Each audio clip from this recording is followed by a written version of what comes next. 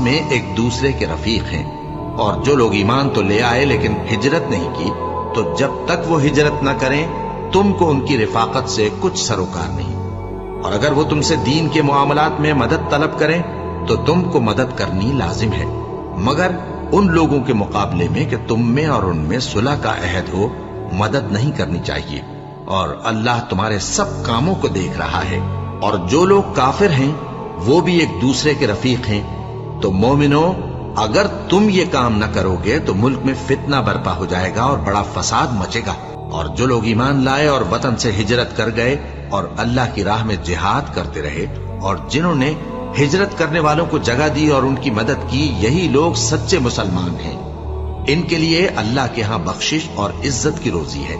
اور جو لوگ بعد میں ایمان لائے اور وطن سے ہجرت کر گئے اور تمہارے ساتھ ہو کر جہاد کرتے رہے، وہ بھی تمہیں میں سے ہیں۔